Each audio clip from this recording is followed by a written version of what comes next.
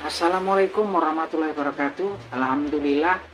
Selamat pagi para sedulur-sedulur yang saya cintai. Jumpa lagi di kanal YouTube-nya Pak Degun.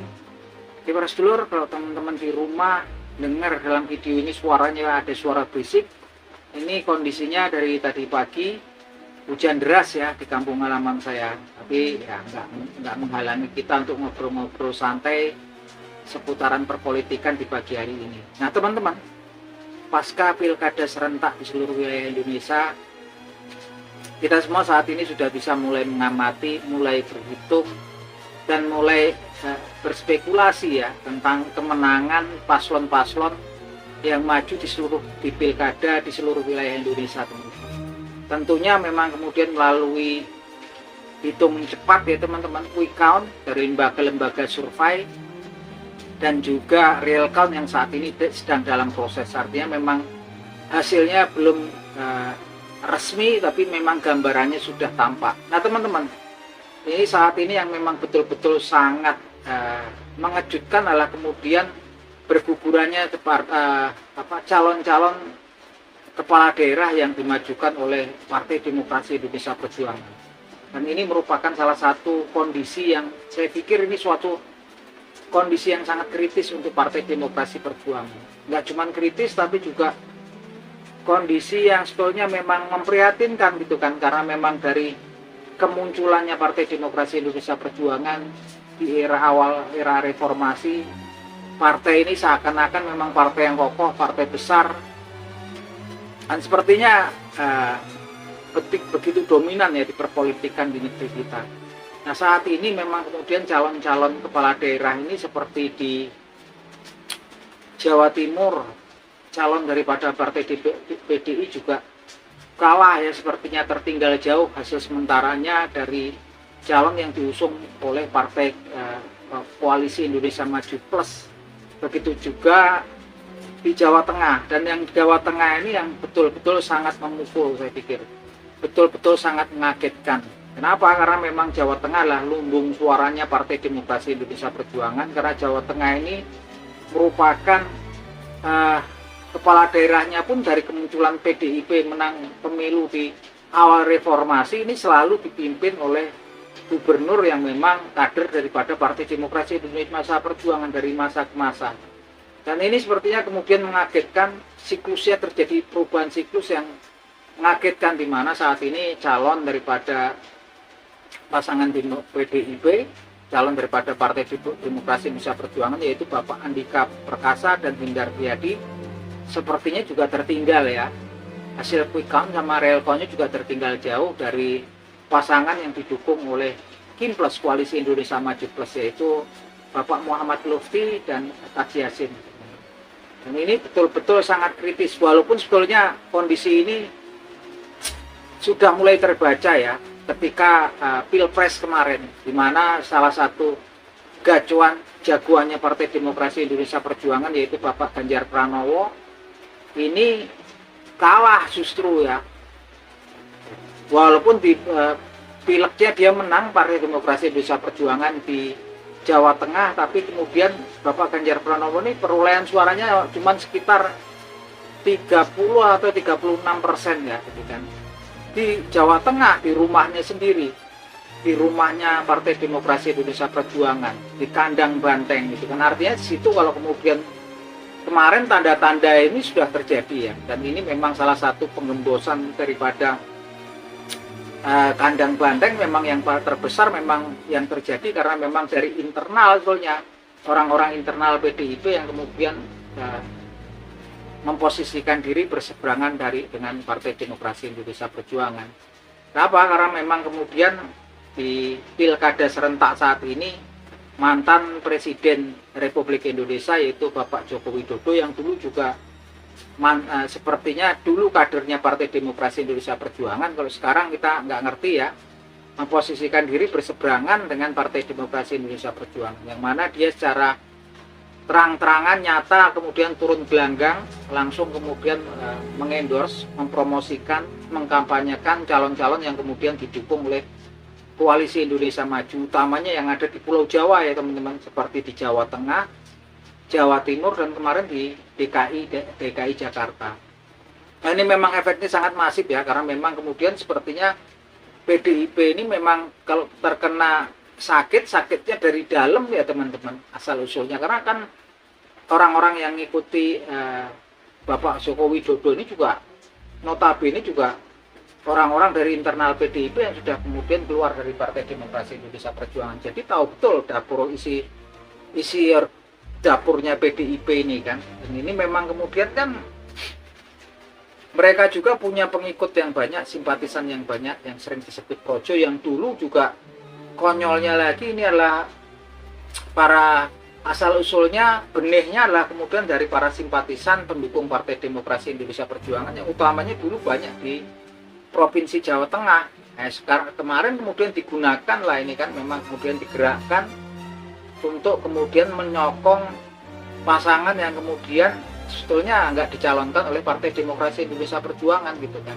Dan tampaknya ini sepertinya manjur ya yang terjadi, dan ini memang kemudian sangat mengagetkan kita semua, karena kemudian ini kekalahan di Pulau Jawa itu artinya memang salah satu kondisi yang kritis gitu kan untuk kedepannya. Saya bilang kedepannya adalah baik nanti juga pileg ataupun pilpres, pemilu secara umum ya teman-teman.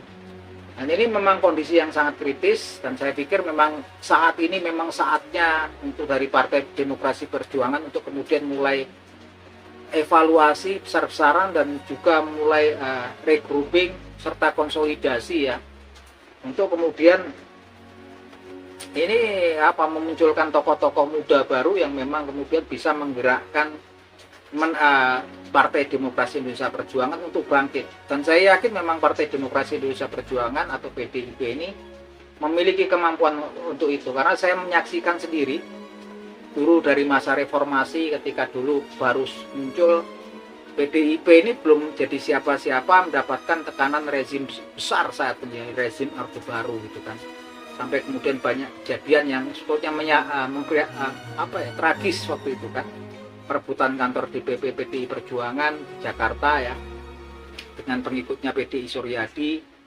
Wah, ini PDIP pada waktu itu saya salut ya, jadi partai yang baru, belum memiliki anggota dewan baik di DPR ataupun MPR, belum memiliki wakil-wakil rakyat, belum memiliki kader-kadernya yang kemudian jadi bupati ataupun gubernur gitu kan. Tapi kemudian partai ini memenangkan pemilu ya teman. Di awal Orde Baru partai ini memenangkan pemilu dan kemudian tumbuh besar menjadi partai senior di partai top di Indonesia ya teman-teman. Nah, ini memang kemudian ada kesalahan dari PDIP kemudian ketika mengasuh kemudian salah satu kadernya dibesarkan, tapi kemudian di akhir jabatannya kemudian memposisikan diri berseberangan dengan Partai Demokrasi Indonesia Perjuangan.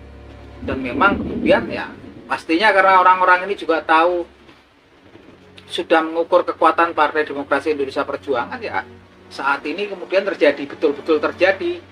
Dan ini ternyata nggak cuma di Jawa Tengah yang kandang banteng, dan kemudian Jawa Timur, di Provinsi Banten jagonya Partai Demokrasi Indonesia Perjuangan Airin Rahmidiani juga secara mengejutkan juga kalah ya dengan pasangan Sony Andra yang memang didukung oleh Koalisi Indonesia Maju Tim Plus.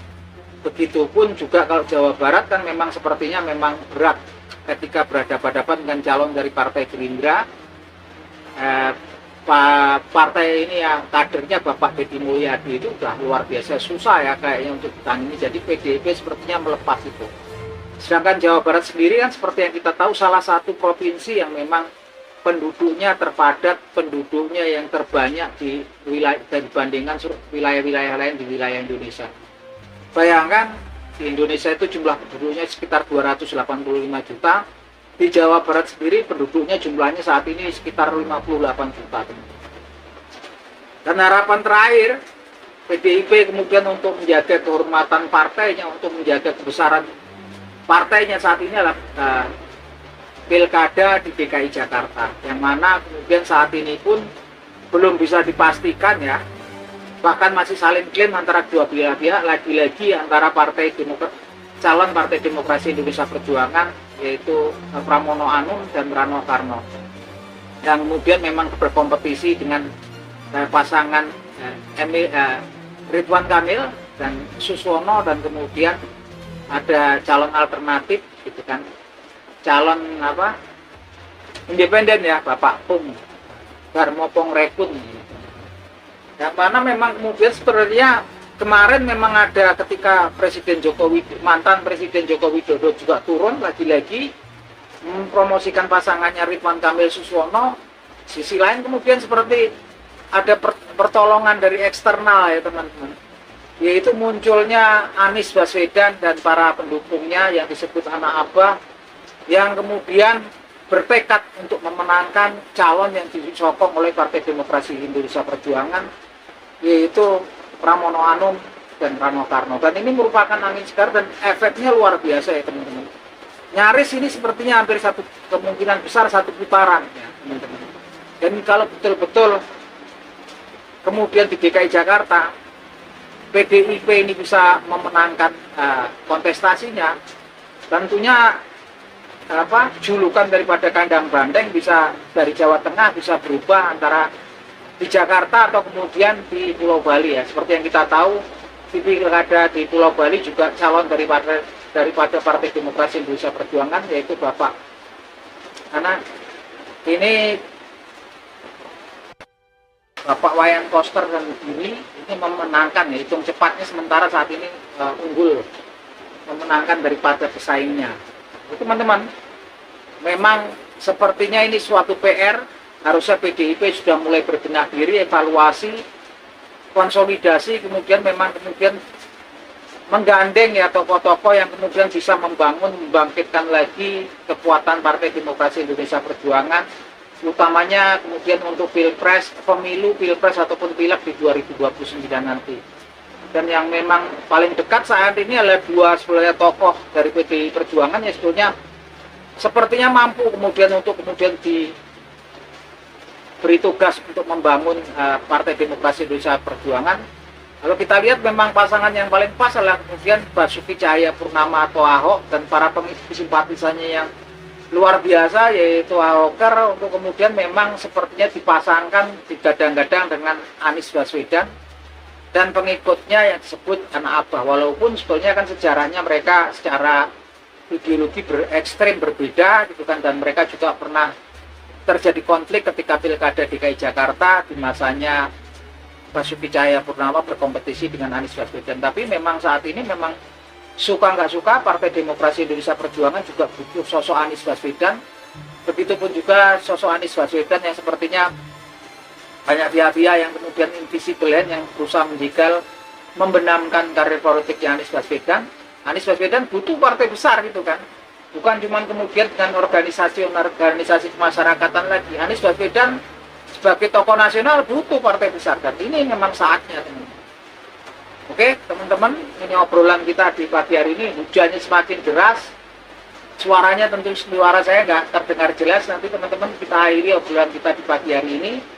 Akhir kata, salam seduluran dari kanal YouTube-nya Pak Dedun.